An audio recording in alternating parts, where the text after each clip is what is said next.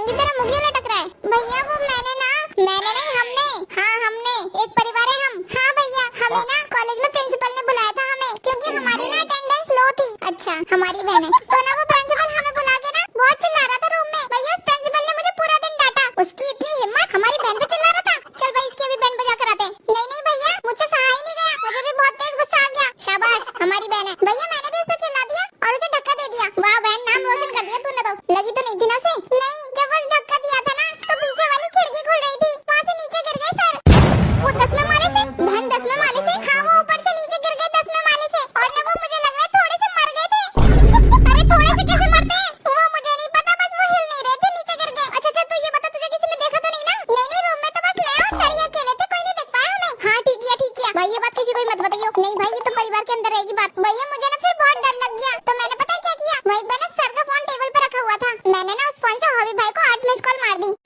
अरे मुझे क्यों मार दी 8 मिस कॉल? अरे तो आप बड़े हो ना, पापा बोलते हैं आप समझदार हो, आप सब संभाल लोगे। तो मैं तो छोटी हूँ, मैं फंसी तो मैं कैसे संभालती? यार भाई अब तो तुझे पुलिस पकड़ लेगी। अरे तो आप भी तो जाएंगे ना, आपका भी तो देकर आई हूँ। क्या आधार कार्ड? अरे मेरा क्यों? अरे वो एक्चुअली सर ने मुझसे आईडी प्रूफ मांगा था कि कौन तुम्हारी गारंटी लेगा कि तुम अब से रोज स्कूल आओगी, तो मैंने आपका आधार कार्ड ना ऊपर से सर के ऊपर फेंक दिया। साले का खोपड़ी तोड़ साले का। अरे सुनिए पतिदेव, हाँ मेरे मुंह में छाले हो रहे हैं, कुछ भी नहीं खाया जा रहा, जो भी खा रही हूँ आग लग रही है मेरे मुंह में, मुझे कुछ हल्का फुल्का ला के दे दो। अच्छा तेंगी तुम्हारे मुंह में छाले हो रहे हैं? हाँ मुंह खोलो तेंगी अपना, मुंह खोलो। हाँ पक्का?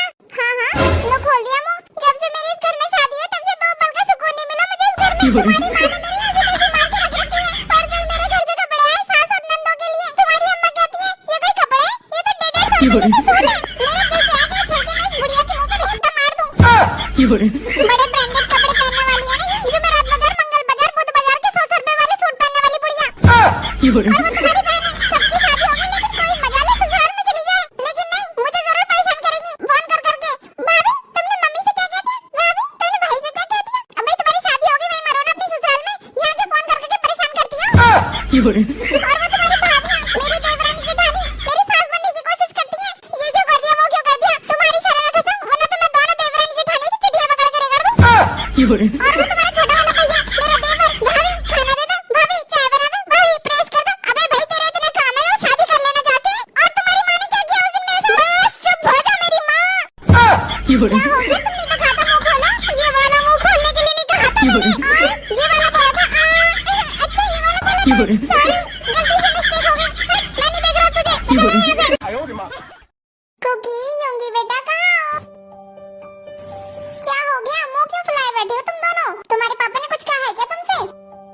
इतनी गंदी आदत हो गई तुम्हारे पापा की। इतनी बार मैंने मना किया कि लड़के अब बड़े बड़े हो गए, इन पर मत चिल्लाया करो, इन पर मत बड़बड़ाया करो, लेकिन तुम्हारे बाप को समझ नहीं आता है। मम्मी बड़बड़ाया नहीं है, झापड़ मारा था एक मेरे और एक इनके। देखो कितनी गलत बात है, पता नहीं इनका कैसे इतने बड़े बड़े बच्चों पे हाथ उठ जाता है। आज तुम्हारे बाप को अच्छे से मैं समझाऊंगी। चलो तुम दोनों उठ के नाश्ता करो। नहीं मम्मी अब रहने दो, जो हो गया सो हो गया, अब मत जाना तुम कहने के लिए कुछ भी, वरना तो तुम्हारी और पापा की लड़ाई हो जाएगी। क्यों ना कहो, तुम मेरे बच्चे हो, मेरे फूल से बच्चों पे हाथ उठाने की हिम्मत कैसे हुई उनकी?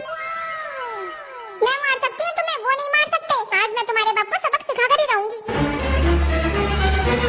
आज तो मम्मी फुल फॉर्म में लग रही है, अब तो पापा की खैर नहीं है। चल देखते हैं चल के। हाँ चलो। सुनिए जी क्या बात हो गई थी, क्यों मारा था उन दोनों को? उनकी भलाई के लिए मारा था, सारा दिन तो फोन में लगे रहते हैं, कुछ कहो तो उल्टा जवाब और देने लगे हैं। तो क्या आपके एक एक थप्पड़ मारने से ये सुधर जाएंगे? तो क्या करूं, इनकी आरती उतारूं या पूजा करूं इन लोगों की? अरे बेल्ट से सूतो और तब तक बेल्ट मारो जब तक तुम्हारी बेल्ट न टूट जाए। देखो फिर कैसे नहीं सुधरेंगे। लो देखो अब एक और पार्सल। हर रोज एक पार्सल आ जाता है, पैसे के पेड़ भोगते हैं। मोची ये तुम्हारा फिर से एक और पार्सल आ गया। खत्म। सुनो क्या बोल रही हो? पड़ोसन का डिवोर्स हो रहा है। जब शादी हो रही थी ना, मैंने तभी बोल दिया था कि किसी अच्छे इंसान से शादी कर, मेरे युंगी जैसे इंसान से। तुमने युंगी का नेचर नहीं देखा? हर वीकेंड पे मुझे घुमाने लेके जाता है, और तो और जब मेरे पार्सल आते हैं ना तो पेमेंट भी खुद ही कर देते हैं, मेरे बिना कुछ बोले। इतना अंडरस्टैंडिंग इंसान किसको और कहाँ मिलेगा यार? कसम से यार बड़ा बुरा लग रहा है मुझे पड़ोसन के लिए। काश मेरे जैसे युंगी को पसंद करती, तब उसे पता चलता कि एक अच्छे इंसान के साथ रहना कैसा होता है। पता नहीं कैसे इंसान को पसंद कर लिया उसने। शाबाश बेटा। अरे मोची एक ही पार्सल आया आज तुम्हारा? हाँ अरे तुमने पे कर दिया था ना? हाँ बिल्कुल पे कर दिया। देखो तो एक ही पार्सल आया मुझे, उस पे भी डांट पड़ी है। मेरे युंगी जैसे इंसान सबको मैंने कर्म करे गलत कर्म करे।